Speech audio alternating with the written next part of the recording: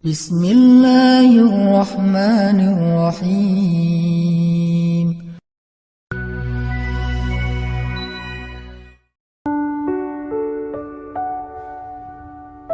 Yang Nabi mengutus para sahabat untuk menyelesaikan hajat-hajat mereka. Makanya Nabi mengatakan, siapa yang datang kepada saudaranya untuk menghilangkan masalahnya, maka Allah akan menghilangkan masalah orang ini nanti di akhirat. Makanya beban Nabi itu berat banget teman-teman. Kalau kita baca sirah Nabi, luar biasa, Nabi itu lelah banget. Sampai para sahabat meriwayatkan Nabi itu dulu sebelum dapat wahyu, beliau seger gitu. Setelah dapat wahyu tetap ganteng, tetap keren, karena memang aslinya udah dari sononya keren ya. Cuman udah ada guratan lelahnya tuh terasa di wajah beliau. Lelah banget. Sampai Nabi itu pernah sampai Allah bilang gini, "Fala'allaka bakhi'un nafsaka 'ala atharihim." Hampir saja engkau mencelakai dirimu gara-gara mereka. Mas, apa maksudnya? Kok Nabi hampir mencelakai dirinya gara-gara mereka itu maksudnya apa? Saking terbebannya Nabi dengan kondisi umat, hampir-hampir Nabi itu sakit keras, hampir-hampir Nabi itu binasa, celaka, meninggal demi mikirin nasib umat. Kayak gitu banget coba. Itu namanya rohilata. Kita belum sanggup untuk memikul beban umat sedunia. Makanya minimal kalau kita nggak ngambil beban umat sedunia dengan tangan kita, minimal dengan pikiran kita aja. Kita mikir nggak sih nasib Palestina? Atau kita masih nganggap bahwa itu beda negara? Kalau beda negara oke. Apakah kita memikirkan mereka karena kemanusiaan? Masa kita mau bilang mereka bukan manusia? Kan sama-sama manusia. Harusnya kita merasakan apa yang dia rasakan, karena kita sama-sama manusia, punya perasaan yang sama. Kalau kehilangan akan sedih, kalau melihat kezoliman juga nggak akan kuat, kalau dizolimi juga akan sakit. Kita mikir nggak tentang Palestina? Kita mikir nggak nasib Suriah? Kita mikir nggak nasib Rohingya? Kita mikir nggak nasib Yaman? Apakah gara-gara kita mikir tentang mereka lantas kita jadi radikal dan teroris? Sejak kapan kita memikirkan nasib orang yang tertindas tiba-tiba jadi radikal? Apakah orang yang tidak memikirkan orang lain hanya dirinya sendiri berarti orang yang baik? Justru makin banyak kita mikirin nasib mereka, kita makin rohilatan, walaupun belum sanggup menyelesaikan hajat mereka, mikir doang. Dengan kita lihat postingan yang terakhir di Idlib, bagaimana anak bayi kehilangan kakinya gara-gara kena bom dari tentara Rusia. Kita belum sanggup ngasih solusi sebagai pribadi maupun sebagai bangsa, belum sanggup. Pertama jaraknya jauh, kedua memang kita juga belum punya kemampuan untuk itu. Tapi kita berharap suatu saat Indonesia ini harus sanggup menyelesaikan masalah dunia. Kenapa? Kita ini punya potensi peradaban, bangsa yang besar. Masa kita mau jadi kerdil terus ngikutin bangsa lain? Kita ini bangsa besar, umat Islam terbesar di dunia. Dan orang Indonesia itu pinter-pinter, profesornya banyak, saintisnya banyak, orang kayanya banyak, keren Indonesia nih. Kenapa Indonesia yang keren kayak gini cuma ngurus diri sendiri aja nggak bisa? Harusnya ngurus dunia, bukan ngurus diri sendiri. Itulah Islam yang sebenarnya. Kita ngurus Rohingya, gimana caranya Rohingya punya tempat tinggal? Kita urus Suriah, kita urus Palestina. Lalu apakah kita memikirkan tetangga kita? Teman-teman lihat deh, salah satu yang mungkin proyek kecil lah. Ini yang karena yang saya tahu, karena istri sendiri yang ngerjain. Lihat rumah teduh Sahabat Iin. Setiap harinya ada yang meninggal dengan kanker ovarium yang gede banget, ada yang kanker yang dulu yang saya bawa Ustaz Abdul Somad keliling di Bandung tuh, seorang anak muda yang udah meninggal, seminggu setelah Ustaz Abdul Somad mengunjungi dia, Rian namanya, meninggal dunia. Alhamdulillah dia sempat ketemu dengan Ustaz Abdul Somad, sempat dinasehati, mudah-mudahan di akhir hayatnya dia setelah dapat nasihat dari UAS, dia jadi sabar, jadi balik lagi ke Allah sehingga husnul khatimah. Datang kita ketemu dengan Rian, habis ininya. Gara-gara apa? Gara-gara pernah kecelakaan di laut, terus jadi kayak kanker kulit, luar biasa. Itu parah banget. Dan itu nggak satu kasus, banyak. Di Jawa Barat aja udah banyak banget, apalagi Indonesia.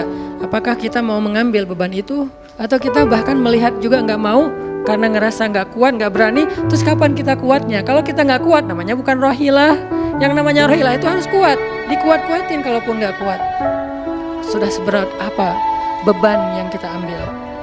Selain, dan itu nggak bisa di bahasanya, diambil sebagian, dibuang sebagian yang lain, enggak. Minimal Kalau yang di dekat kita, kita mengambil bebannya sampai menyelesaikan hajatnya. Dengan harta mungkin, dengan skill, dengan network, dengan minimal dengan sosial media, kita repost, ada yang bisa bantu ini enggak? Kalau yang di luar negeri, karena kita nggak sanggup menyelesaikan, minimal dengan pikiran dan doa. Kasihan ya mereka, doain terus. Karena doa kita itu ngaruh. Jangan berpikir mendoakan mereka itu nggak ngaruh itu. Mempercepat datangnya pertolongan Allah. Minimal dengan doa kita, Allah kuatkan hati mereka. Minimal. Dengan doa kita, Allah kuatkan hati saudara kita di Yaman, yang kelaparan, di Syam, di Palestina, di Rohingya, di Turkistan, yang masih dalam campnya orang-orang komunis. Minimal doa kita menguatkan hati mereka, kan berarti membantu. Ada orang yang ketika dapat musibah, kita datang nggak bisa ngasih solusi, tapi begitu kita nasihati lalu kita doakan, itu udah membantu dia. Minimal hatinya jadi lapang. Kemudian kita doakan, dia merasa diperhatikan. Bukankah itu sebuah bantuan? Dan itu rahilah. Semuanya aja yang di luar negeri kita pikirkan, apalagi yang di dalam negeri, semampu kita. Makanya nama barisan kita tuh Barisan Bangun Negeri. Kalau ditanya, apa Ustaz tujuan bikin gerakan Barisan Bangun Negeri? Ya bangun negeri. Masa masih ditanya ya? Karena masih ada yang nanya, ngapain sih tuh Ustaz-Ustaz ngumpul mau bangun negeri? Itu udah jelas dari namanya juga. Terus santrinya ngapain? Namanya Santri Bangun Negeri. Ustadznya Barisan Bangun Negeri, ada 2 nama. Para guru, saya pelan-pelan pengen ngumpulin para guru-guru yang seleting supaya kita barengan ngumpulin pelan-pelan. Namanya Barisan Bangun Negeri. Nanti teman-teman yang ngikutin para guru, para santri, namanya Santri Bangun Negeri. Jadi kalau ditanya mau ngapain, mau bangun negeri. Programnya apa? Pertama, program isu lingkungan. Nanti naik lagi isu sosial, naik lagi isu healthcare, kemanusiaan, kesehatan, dan seterusnya. Kan itu tugas pemerintah. Kita nggak mau menyalahkan siapapun. Udah capek berdebat. Tugas kita sekarang, siapa yang pengen jadi rohilah? Itu yang dilakukan para guru kita sekarang, teman-teman, di Barisan Bangun Negeri. Mikir, kemarin saya 40 jam nggak tidur. Dari Bandung ke Jogja. Di Jogja ada acara, udah beres acara, kita ada meeting yang penting banget, yang bikin saya sesak sampai sekarang. Itu ada diskusi yang saya tidak bisa sampaikan ke publik. Itu diskusi dari jam 11 malam sampai jam setengah 4 subuh. Kenapa diskusinya sampai malam, Ustaz? Karena besok kita semuanya udah pada bubar, udah pada pulang masing-masing ke negerinya, sehingga nggak sempat ketemu. Ketemunya kita cuman malam Selasa subuh, pesawatnya udah mulai ada yang pesawat jam 5, jam 6, jam 7. Jadi malam itu harus kita selesaikan meeting kita. Meeting lah kita sampai jam setengah 4 subuh. Beres meeting, langsung ke bandara. Saya dengan salah satu ustadz ke bandara berdua, naik flightnya pas bareng. Belum selesai tadi meetingnya, meeting lagi di pesawat. Dari Jogja ke Jakarta. Di Jakarta, saya ketemu dengan beberapa teman-teman yang pengen mendukung program pesantren yang sedang kita dari setahun yang lalu ingin kita buat, tapi juga belum cukup untuk membebaskan lahan, karena kita butuh 15 M membebaskan lahan. Alhamdulillah udah terkumpul sekitar 2 M, masih jauh dari target. Baru membebaskan lahan, belum membangun. Akhirnya bahasa istri saya ngamen di Jakarta dari pagi, siang, sore, malam pulang. Di kereta juga diskusi lagi sama istri karena ada beberapa program yang harus kita bereskan. Sampai rumah jam 12 malam. Jadi 1 hari setengah. Hampir 2 kali 24 jam. Baru istirahat. Itu kalau programming. Beda dengan ceramah. Diundang ke Jogja. Ustaz, ceramahnya di Jogja. Oke, jam berapa? Isya. Ya udah, saya datangnya maghrib. Terbang jam 5. Sampai di sana maghrib. Ceramah, beres ceramah, saya tidur. Gampang kan? Beres ceramah jam 11 malam, balik ke hotel, dipesankan hotel sama panitia. Hotelnya mau yang gimana Ustadz? Terserah, yang dekat-dekat aja biar nggak capek di jalan. Oh ya Ustadz, dikasih hotel biasanya yang enak, yang deluxe. Masuk ke hotel, mandi air hangat ya. Beres mandi air hangat, pesan makanan online. Karena tadi belum makan, misalnya kalau telat makan juga, pesan datang ke kamar. Kadang-kadang saya cuma pesan 1 jenis, mereka pesan 3 jenis. Saya belum makan, lapar, boleh nggak pesan sate? Oh boleh Ustaz. Datang sate, datang mie godok, datang apa, banyak. Semuanya ditaruh di depan kamar. Ustaz, ini udah ada makanannya. Masya Allah makanannya banyak gini. Kalau cuma ceramah, habis makan jam 12, tidur.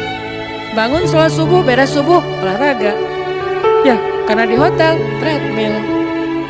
Beres treadmill, berenang. Beres berenang, breakfast. Beres breakfast, terbang ke Bandung. Kan enak ya? Kalau cuman ceramah.